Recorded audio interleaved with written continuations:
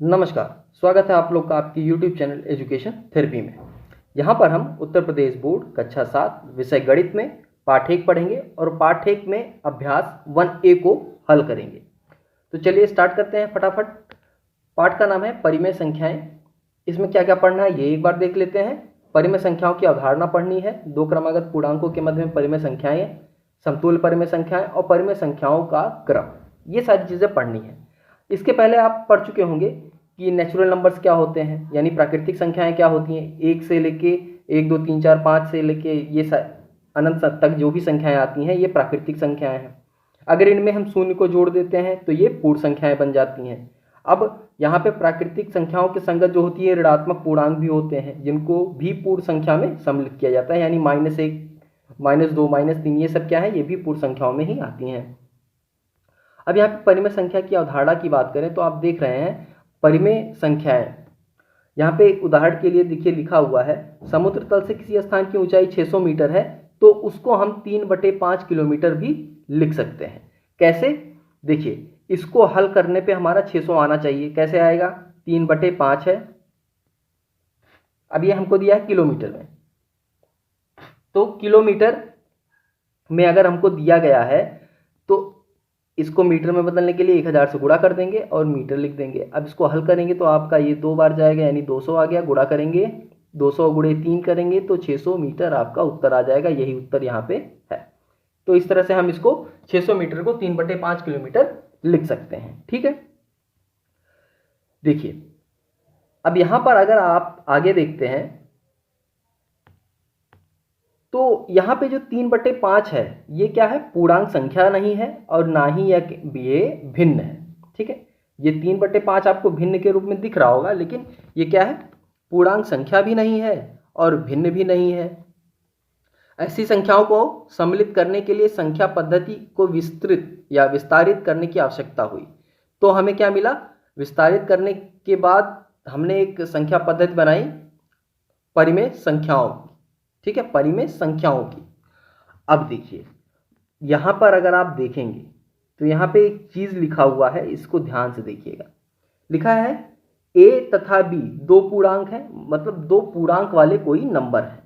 ठीक, जहां पे b 0 के बराबर नहीं है, तो अगर b 0 के बराबर नहीं है तो a भागा b पर विचार करिए। तो क्या क्या हो सकता है, a भागा b अगर हम करें तो क्या हो सकता है। तो अगर b 0 नहीं है तो a भागा b, या तो उसका मान c आएगा। ठीक है, या तो जैसे अगर यहाँ पे लिखा है 4/2 तो a बराबर 4 हो गया और b बराबर 2 हो गया, तो इसको भाग करेंगे तो c आएगा, c मतलब 2 आएगा। लेकिन अगर -15 भागा 5 है तो भाग करेंगे तो -3 आएगा जो कि पूर्णांक है। -12/2 तो -6 आएगा, पूर्णांक है। 0 भागा 5 तो 0 आएगा, ये भी क्या है, पूर्णांक है। 0 भी तो पूर्णांक संख्या है। 12 भागा 5 करेंगे तो इसको ऐसे लिखेंगे, भाग जाएगा नहीं। अब भाग जाएगा नहीं, लेकिन ये पूर्णांक नहीं है क्योंकि भिन्न है। ये एक भिन्न है, लेकिन भिन्न को हम पूर्णांक नहीं कहते क्योंकि ये एक कंप्लीट नंबर नहीं होता, ये दशमलव के बाद भी कुछ संख्याएं देते हैं, इसलिए इनको हम भिन्न कहते हैं। ठीक है, इसके बाद आप देखेंगे तो -12 भागे 7 ये कितना होगा, ये तो ना पूर्णांक है ना ही भिन्न है। ठीक है, पूर्णांक भी नहीं है और भिन्न भी नहीं है। क्यों, क्योंकि भिन्न जो है वो माइनस की संख्याओं में नहीं गिना जाता, निगेटिव नंबर्स को हम भिन्न नहीं कहते। ठीक है, ऐसे ही आप देख रहे हैं यहाँ पर कि 13 भागा -3 है, तो 13 भागा -3 क्या होगा, ये भी इसके साथ भी दिक्कत है। क्या, ये तो ना पूर्णांक है ना ही भिन्न है। तो आप ये जान लीजिए किसी भी भिन्न में अगर संख्याएं अंश या हर कोई भी माइनस में है, ठीक है, कोई भी एक माइनस में है तो वो ना पूर्णांक होगा ना ही भिन्न होगा। ठीक, तो ऊपर आपने देख लिया यहाँ टेबल में कि ऐसी संख्याएं जो -12/5 या 13/-3 है, ये ना तो पूर्णांक है और ना ही भिन्न है। तो ये चीज आप समझ गए होंगे।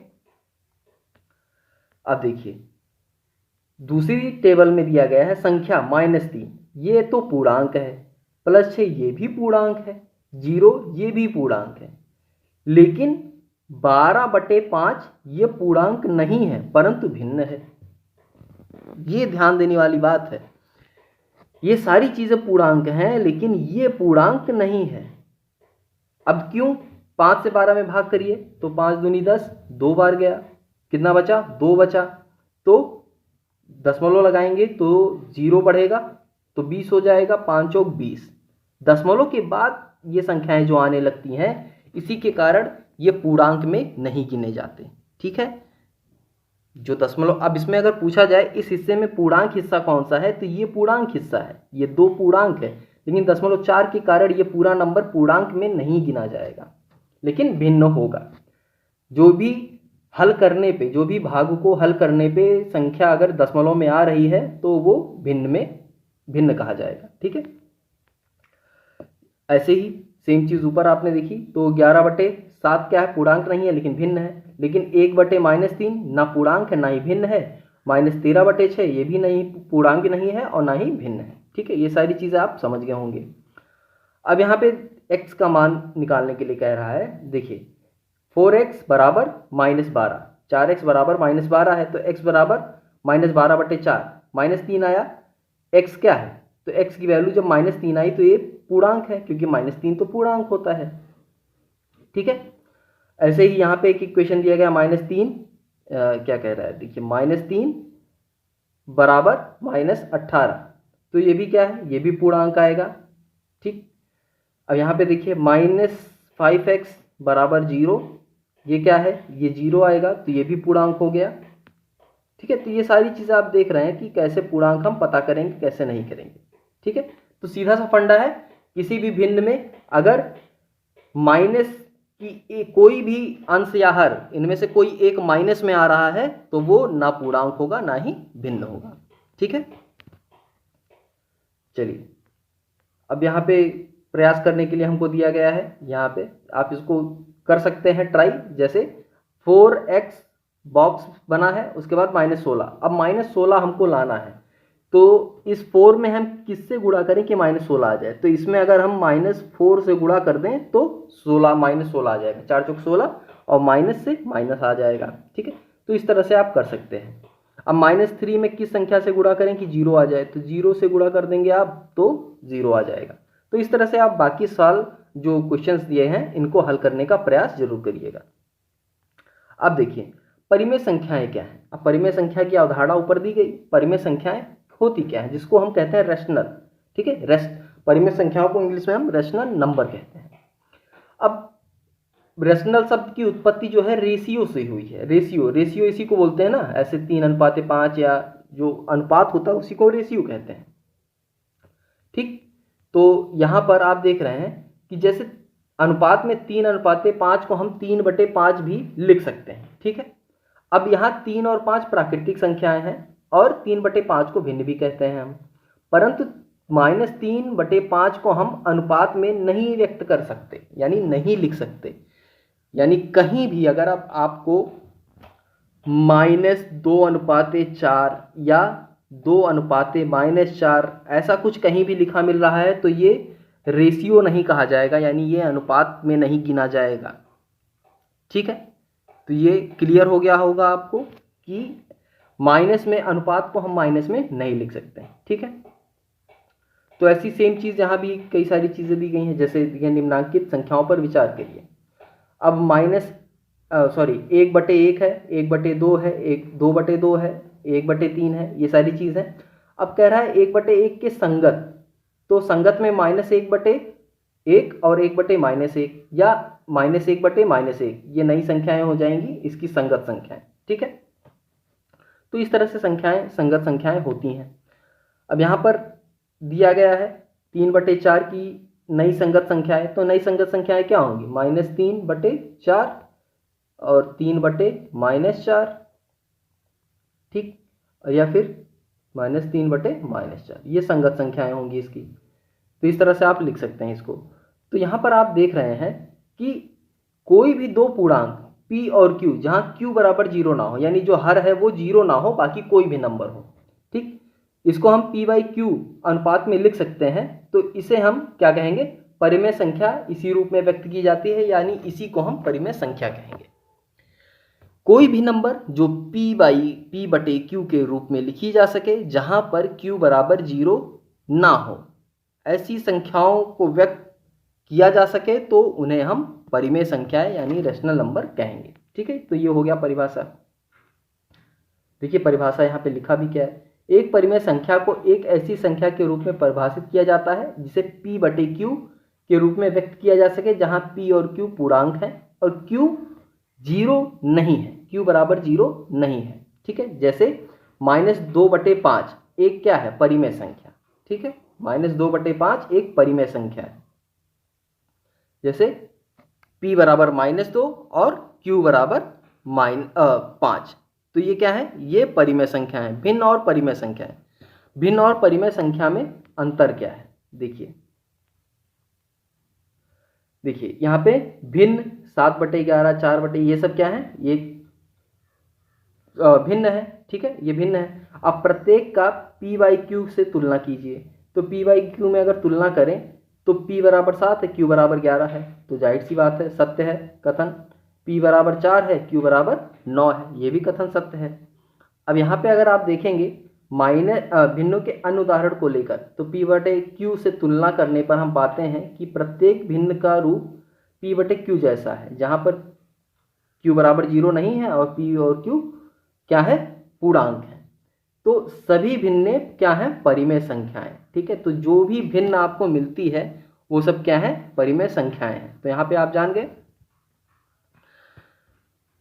जितनी भी भिन्न आपको मिलेंगी परिमेय संख्याएं मिलेंगी, और जो भी नंबर्स आपको मिलेंगे, ठीक है, वो जो कहते हैं माइनस वाले नंबर्स भी मिलेंगे, वो भी परिमेय संख्या में काउंट होंगे। ठीक है, अब भिन्न को आप माइनस में दर्शित नहीं कर सकते, ये आप याद रखिएगा। अब यहाँ पर अगर भिन्न क्या होता है, भिन्न पूर्णांक में ही होता है। अब यहाँ पे आप आगे देखेंगे, देखिए क्या कह रहा है, 5 परिमेय संख्याएं लिखिए। तो ये आप जिनके अंश ऋणात्मक पूर्णांक तथा हर धनात्मक पूर्णांक हो। अब अंश यानी ऊपर वाला हिस्सा ऋणात्मक हो और बटे नीचे वाला हिस्सा क्या हो, धनात्मक हो। तो ऐसे कोई 4 भिन्न लिखने हैं, आप लिख सकते हैं। अंश धनात्मक और हर ऋणात्मक पूर्णांक हो, एक बार हमको अंश धनात्मक करना है और बटे जो हर है ऋणात्मक करना है। अंश और हर दोनों ऋणात्मक हो, तो ऐसी 4 संख्याएं लिखनी है, 4 परिमेय संख्याएं हमको लिखनी है। ठीक है,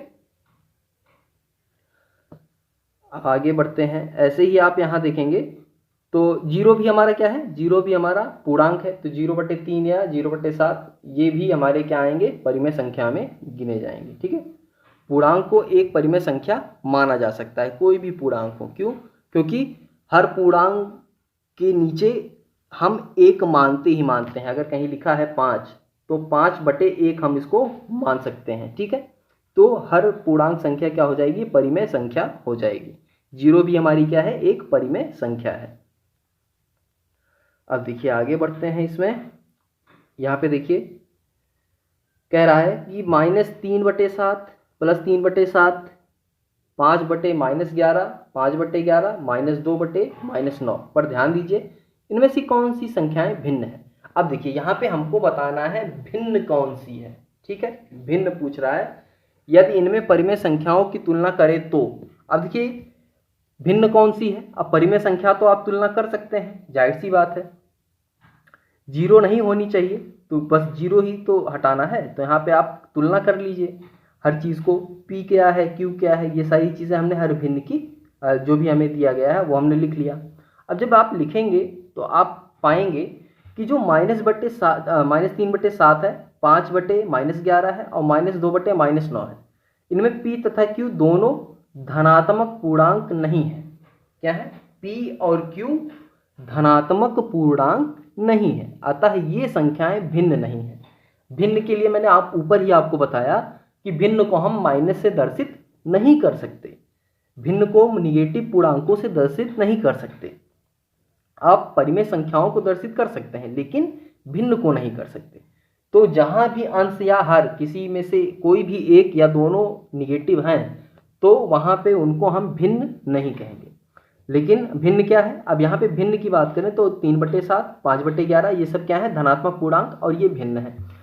रैशनल नंबर की बात करें यानी परिमेय संख्या की बात करें तो जितनी भी संख्याएं आपको लिखी हैं ये सब क्या है, ये सब यहाँ पे हमारी परिमेय संख्याएं हैं। ठीक है, उपरोक्त परिमेय संख्याओं में -3/7, 5/-11, 2/-9।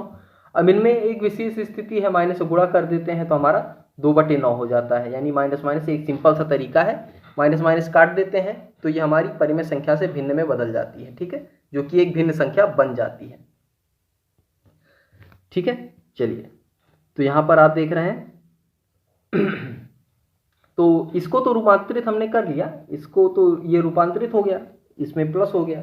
ठीक है, एक भिन्न के रूप में परिवर्तित हो गया, लेकिन बाकी जो है जो -3/7 और जिसमें कोई एक ऋणात्मक होगा वहां उसको हम रूपांतरित भिन्न में नहीं कर सकते। ठीक है, तो निष्कर्ष क्या निकलता है, निष्कर्ष ये है जिन परिमेय संख्याओं के अंश तथा हर दोनों ही ऋणात्मक पूर्णांक होते हैं उन्हें भिन्न के रूप में बदला जा सकता है। तो सिंपल सी बात कि इतना ही याद रखिए, बाकी सब छोड़ दीजिए। हर वो संख्या भिन्न होगी, ठीक, जो धनात्मक पूर्णांक खुद को सिद्ध कर लेगी। ठीक है, धनात्मक पूर्णांक खुद को बना लेगी, या पहले से होगी या तो बाद में बना लेगी। तो माइनस, अब जैसे यहाँ पे आप देख रहे हैं कि -2/-9 था, तो माइनस माइनस कट गया तो 2/9 बचा। तो ये क्या है, ऊपर भी धनात्मक पूर्णांक हो गया, नीचे भी धनात्मक हो गया, तो ये क्या हो गए, एक भिन्न हो गया। लेकिन बाकी कोई इसमें ये भिन्न नहीं होंगे, ये परिमेय संख्याएं ही रहेंगी। ठीक, और यहाँ देखिए परिमेय संख्याओं के अंश तथा हर, बहुत ध्यान से देखिएगा, अंश तथा हर अगर दोनों हैं तभी हो पाएगा, कोई एक है तो नहीं हो पाएगा। ठीक है, अब देखिए यहाँ पे क्या -5/-7 एक परिमेय संख्या है? तो अब क्या बताएंगे आप, देखिए परिमेय संख्या, अभी आपने ऊपर देखा कि कोई भी ऐसी संख्या है तो वो परिमेय संख्या है, इसको हम भिन्न में परिवर्तित कर सकते हैं। ठीक है, ऐसी संख्या को हम परिवर्तित कर सकते हैं। क्या -8 एक परिमेय संख्या है, ऋणात्मक परिमेय संख्या? तो परिमेय संख्या तो है, क्योंकि -8/1 हम लिख सकते हैं, तो परिमेय संख्या हो गई।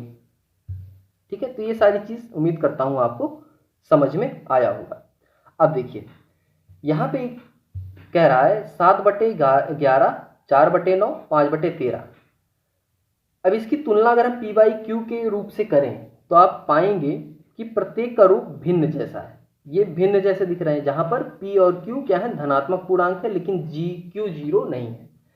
तो यहाँ पर परिमेय संख्याओं में पूर्णांक और भिन्न दोनों सम्मिलित होते हैं, इसलिए आपको ये ध्यान रखना है कि परिमेय संख्या, आपको सवाल या तो ये आएगा, पूछेगा कि एक नंबर दे देगा, पूछेगा ये भिन्न है कि परिमेय संख्या है, तो कोई भी नंबर दे दे आप बटे में p/q के रूप में है, अगर इसका रूप अगर ऐसा है तो वो परिमेय संख्या है। ठीक है, परिमेय संख्या है। हाँ, अगर पूछ ले भिन्न है कि नहीं, तो भिन्न के लिए आप ये देखिएगा कि अंश और हर दोनों संख्याएं धनात्मक हैं या नहीं है। ठीक है, अगर धनात्मक हैं तो वो भिन्न कहा जाएगा, धनात्मक नहीं होंगे तो कोई भी एक ऋणात्मक होगा, तो वो दोनों ऋणात्मक हैं तब तो वो भिन्न हो जाएगा, लेकिन अगर उनमें से कोई एक ऋणात्मक है अंश या हर में से, तो वो भिन्न नहीं होगा। ठीक है, तो इतना तो आप समझ गए होंगे, ये सारी चीजें मैंने बहुत आराम से बहुत क्लियर करके बता दी है। ठीक है, तो आगे बढ़ते हैं। अब देखिए, अब यहाँ पे एक निष्कर्ष सीधा सा है, सभी परिमेय संख्याएं भिन्न नहीं होती, परंतु प्रत्येक भिन्न परिमेय संख्या होती है। ठीक है, तो ये अब क्या समझ में आया आपको, सभी यानी जितने भी परिमेय संख्याएं हैं वो भिन्न नहीं होंगी, लेकिन जो भी भिन्न होगा वो परिमेय संख्या तो होगा ही होगा। यही चीज मैंने आपको ऊपर क्लियर की है। ठीक है, अब आते हैं, आगे बढ़ते हैं। ये सारी चीजें मैंने आपको ऊपर ही बता दी कि अगर ऐसा कहीं कुछ लिखा है -x/-y, तो माइनस माइनस काट देंगे और हमको मिल जाएगा x/y, ये धनात्मक पूर्णांक हो जाएगा। ठीक है, और अगर ऐसा कहीं कुछ लिखा है -x/y या x/-y, तो इसको हम ऐसे लिख सकते हैं -x/y। ठीक है, पूर्णांक और परिमेय संख्याएं। एक पूर्णांक को विभिन्न परिमेय संख्याओं के रूप में लिख सकते हैं। कोई भी पूर्णांक है, चाहे ऋणात्मक हो या धनात्मक हो, इसको परिमेय संख्या के रूप में हम लिख सकते हैं। जैसे 11 है तो 11/1 लिख दीजिए, ये क्या हो गया, ये परिमेय संख्या है। ठीक, अब इसी 11 को हम लिख सकते हैं -22/-2, माइनस माइनस कट जाएगा, 2 से काट देंगे तो 11 आ जाएगा। ठीक है, तो इनको हम कई रूपों में लिख सकते हैं। ठीक है, अब आते हैं आगे, आप देखेंगे अब इसमें तो ज़्यादातर चीज़ें आप समझ गए होंगे। तो आते हैं और नीचे देखिए, ये निष्कर्ष क्या कह रहा है, किसी परिमेय संख्या के अंश तथा हर में एक ही शून्योत्तर पूर्णांक से गुणा करके समतुल्य परिमेय संख्याएं प्राप्त होती हैं।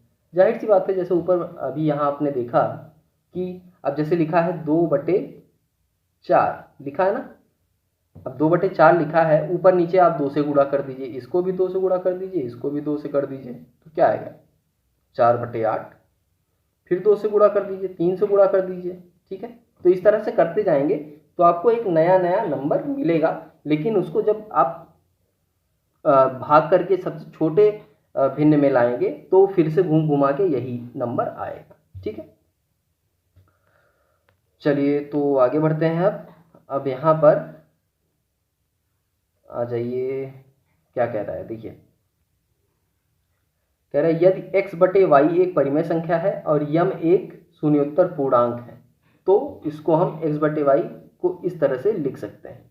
वही मैंने आपको बताया कि x/y में अगर हम एक ही सेम नंबर से गुणा करते जाएं तो हमको नया नंबर प्राप्त होता जाएगा। 0 से कर देंगे तो 0 आ जाएगा, ये आप ध्यान रखेंगे। आप किसी भिन्न में या किसी परिमेय संख्या में 0 से गुणा करेंगे तो क्या होगा, प्राप्तांक 0 होगा, जो कि परिमेय संख्या नहीं है, क्योंकि हर 0 हो गया है। ठीक है, हर अगर 0 हो गया तो वो परिमेय संख्या नहीं होगी, पहले ही गड़बड़ हो जाएगा।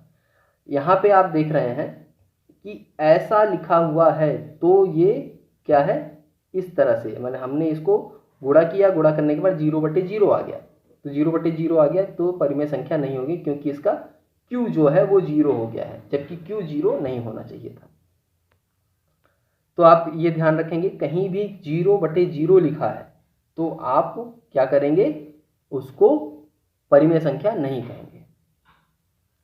अब यहाँ पे कह रहा है प्रयास कीजिए -3/7 और 5/-6 के समतुल्य 5-5 परिमेय संख्या लिखिए। तो 5-5 परिमेय संख्या लिखनी है तो लिख सकते हैं, कोई कठिन बात नहीं। इसके बराबर क्या करेंगे, अब जैसे -3/7 है तो क्या करेंगे, एक बार इसमें ऊपर नीचे 2 से गुणा कर दीजिए, जो आए वो लिख दीजिए। फिर -3/7 में एक बार गुणा कर दीजिए 3 से ऊपर नीचे, फिर जो आए उसको लिख दीजिए। ऐसे ऐसे हम 2 से, 3 से, 4 से, 5 से गुणा कर देंगे, हमारे 4 परिमेय संख्याएं आ जाएंगी। ठीक है, तो ये हो गया आपका सारे एक्सरसाइज, मतलब एग्जाम्पल्स आपके चल रहे हैं। सरलतम रूप का प्रगुण, सरलतम रूप का प्रगुण। अब जैसे 8/12 है, 35/40 है, 49/63 है, ये नंबर दिए गए हैं आपको। भिन्नों के अंश तथा हर में इनका महत्तम समापवर्तक से भाग देकर सरल करना, यानी इसको सरल करना कह रहा है। जैसे आप लिखा है ना 4/2, सॉरी इसको थोड़ा सा भिन्न के रूप में लिखेंगे, जैसे 2/4 ये लिखा है, इसको अगर हम सरल करें तो कैसे होगा, 2 से ऊपर वाले को भाग कर दीजिए, तो 2 से 2 को भाग करेंगे तो 2 इकन्ने में 2 जाएगा, 1 आएगा। अब 2 से, उसी नंबर से 2 से हम नीचे वाले को भाग करेंगे तो 2 दूनी 4 आएगा, यानी कितना हो गया 1/2। तो इस तरह से किसी भिन्न को सरल करना, वही कहना चाह रहा है। ठीक है, किसी भिन्न का सरलतम प्रगुण। तो यहाँ पर आगे बढ़ते हैं और यहाँ पर आप देखेंगे कि अब ज़्यादातर चीज़ें तो मैंने आपको यहाँ पे समझा दी है। ठीक है, भिन्नों को सरल करना। अब यहाँ से आपके जो है एक्सरसाइज शुरू हो रहे हैं। एक चीज़ यहाँ पे ध्यान रखिएगा, एक परिमेय संख्या p/q सरलतम रूप में तभी होती है जब q धनात्मक पूर्णांक हो तथा p और q निरपेक्ष मान का महत्तम समापवर्तक 1 से अतिरिक्त अन्य कोई ना हो, और परिमेय संख्या का सरलतम रूप ही उसका मानक रूप हो। कोई भी परिमेय संख्या है तो उसका जो सबसे छोटा रूप होगा परिमेय संख्या का या भिन्न का, वही उसका सबसे सरलतम रूप होगा। ठीक है, यानी जैसे हमने अभी क्या किया था, 2/4 को सरल किया तो सरल करने पे हमको क्या मिला, 2 × 2, 2 दूनी 4 यानी 1/2, ये इसका सरल रूप है। ठीक है, एक्सरसाइज आपका शुरू हो गया है, तो एक एक करके हम फटाफट से एक्सरसाइज भी देख लेते हैं। टोटल कितने हैं, 10 क्वेश्चन हैं। तो चलिए ये यहाँ से हम एक्सरसाइज का सॉल्यूशन आपको यहाँ पे फटाफट दिख रहा होगा, आप देखते चलिए। फर्स्ट क्वेश्चन है, क्या कह रहा है, निम्नांकित पूर्णांकों में परिमेय संख्याओं के रूप में लिखिए जिनका हर 1 हो। तो -7/1 कर दीजिए, 11/1 कर दीजिए। ठीक है, 27 -45 71 ये दिया गया है, तो 27/1 -45/1 और -71/1 ये हो गया उत्तर। दूसरा प्रश्न आप देखेंगे, -4/5 को ऐसी परिमेय संख्या के रूप में व्यक्त कीजिए जिसका अंश है। अब इसका अंश क्या है, तो यहां पर आप देखेंगे अगर इसका अंश 8 है तो 8 करने के लिए हमको क्या करना पड़ेगा, 2 से, अगर हम जब इसमें -4/5 में 2 से गुणा करेंगे ऊपर नीचे दोनों, तो हमारा क्या आएगा, तभी अंश 8 आएगा हमारा। ठीक है, तो एक बार अंश 8 आ गया जब हमने इसको 2 से गुणा किया। अब 16 लाना है, -16, तो 4 से गुणा करेंगे तभी जाके हमारा -16 आएगा। 20 लाना है तो 5 से गुणा करेंगे, और 24 लाना है तो 6 से गुणा करेंगे तब आएगा। ठीक है, सारे चीज़ें हल होके आपको दिख रही हैं, मैं बस फटाफट से आपको एक्सप्लेन कर रहा हूँ। ठीक है, हाँ, अगर कहीं कोई समझ में नहीं आ रहा है तो आप फिर से कमेंट में पूछेगा, मैं उसको अलग से वीडियो बना के एक्सप्लेन कर दूंगा। ठीक है, अब -5/-7 क्या दिया गया है, -5/-7 ऐसी परिमेय संख्या के रूप में व्यक्त कीजिए जिसका हर है। अब इसका हर अगर 7 है तो यानी 1 से गुणा करना पड़ेगा, 14 है तो 2 से गुणा करना पड़ेगा, 21 है तो 3 से गुणा करना पड़ेगा, और 35 है यानी -35 है तो 5 से 35 होता है, 5 से गुणा करना पड़ेगा। ठीक है, चिन्ह का ध्यान रखना है क्योंकि माइनस पहले से है तो माइनस लाना है तो प्लस से गुणा करेंगे, और प्लस लाना है तो माइनस से गुणा करेंगे। चौथा प्रश्न देखिए, निम्नांकित परिमेय संख्याओं के हर को धनात्मक बनाइए। अब हर को धनात्मक बनाना है तो क्या करेंगे, ऊपर नीचे दोनों हमको, देखिए जब हम गुणा करेंगे तो ऊपर नीचे समान अंक से करेंगे, ऐसा नहीं कि ऊपर दूसरे अंक से कर दिए और हर अंश को दूसरे अंक से गुणा कर दिए और हर को दूसरे अंक से गुणा कर दिए, ऐसा नहीं करना है। ठीक है, ऐसा करेंगे तो सवाल गलत हो जाएगा। तो इसके हर को हमको क्या करना है, धनात्मक बनाना है, यानी -11 है तो इसको +11 करना है। तो उसके लिए हमको माइनस से पूरे उसमें गुणा करना पड़ेगा, ऊपर और नीचे दोनों तरफ। तो ऊपर और नीचे गुणा करेंगे तो आ जाएगा हर प्लस में। अब ऊपर वाला भी माइनस था तो वो भी ऑटोमेटिक प्लस में हो जाएगा। ऐसे ही -17 है तो -17 के लिए ऊपर नीचे गुणा करेंगे तो ऊपर वाला माइनस, नीचे वाला क्या हो जाएगा, प्लस में हो जाएगा। तो ऐसे ही -4/19 है ये, तो माइनस माइनस कट गया, हो गया हमारा प्लस में। और 7/-13 है तो -7/13 हो जाएगा, ये हर हमारा पॉजिटिव हो गया। अब आप देखेंगे प्रश्न नंबर 5 क्या कह रहा है। प्रश्न नंबर 5 आप देखेंगे, निम्नांकित परिमेय संख्याओं के अंश को धन पूर्णांक बनाना है। अब वहाँ पे हर बनाना था अंश में, तो सेम ही प्रोसेस है, ऊपर नीचे माइनस माइनस से गुणा करते जाइए। ठीक है, और आपका माइनस जो है वो प्लस में बदलता चला जाएगा। ठीक है, सेम सारी चीज़ें वही हैं, आप देख रहे हैं सारी चीज़ें वही हैं, सारे अंश आपके प्लस में होते चले गए। इसके बाद छठा क्वेश्चन है, छठा देखिए क्या कह रहा है, निम्नांकित संख्याओं में कौन सी परिमेय संख्या धनात्मक है। कौन सी परिमेय संख्या धनात्मक है, तो धनात्मक आपके देख रहे हैं जहां पे ऊपर नीचे यानी अंश और हर दोनों के चिन्ह समान होंगे, वही संख्या आपकी, वही परिमेय संख्या धनात्मक होगी। बहुत ध्यान से सुनिए क्या कह रहे हैं, जहां पर अंश का चिन्ह और हर का चिन्ह समान होगा वही संख्या धनात्मक होगी। तो यहां पर आप देख रहे हैं क्या है, -9 -13 है तो माइनस माइनस कट जाएगा तो धनात्मक हो जाएगा। ठीक है, और -7 -23 है तो माइनस माइनस कट जाएगा तो ये भी धनात्मक हो जाएगा, बाकी कोई धनात्मक इसमें से नहीं होगा।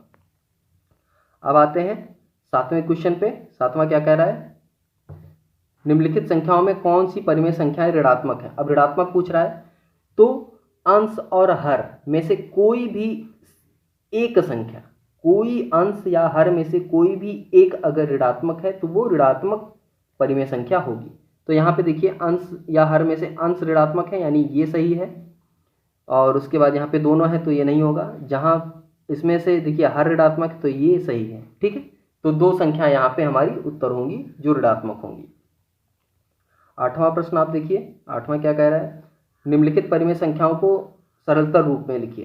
क्या करना है, इनको हमें सरलतम रूप में लिखना है, यानी एक तरह से भाग करना है। देखिए यहाँ पे ये जो 9 भागा 3 है, ठीक है, और 21 भागा 3 है, प्लस नहीं है, वो आपको प्लस जैसा दिख रहा है बट वो भागा है, ठीक है। क्यों, देखिए क्या करेंगे। अब आप यहाँ देख लीजिए सिंपल सा कैसे हम इसको सॉल्व करेंगे। ये -9/21 है तो इसको 3 से भाग करिए, 3 तिरिक्का 9 जाएगा और 3 सते 21 जाएगा, तो आपका क्या आ जाएगा -3/7, ठीक हो गया ना। और यहाँ पे आप देखेंगे ऐसे ही बाकी सब जो आपको दिए गए हैं वो सारे आप ऐसे भाग करके हल कर सकते हैं, कोई दिक्कत नहीं होगी आपको, ठीक है। उम्मीद करता हूँ आराम से कर लेंगे। अब जैसे यहीं पे एक और देख लीजिए, 18 है तो 18 -18/-27, तो पहले तो माइनस माइनस काट दीजिए, खत्म हो गया। 18 है तो 9 दूनी 18 और 9 तिरिक 27, तो 2/3 ये उत्तर हो जाएगा आपका, ठीक है। ऐसे ही बाकी आप भाग करके देख सकते हैं, हालांकि उत्तर आपको दिखाई दे रहा है तो आप कर सकते हैं आराम से।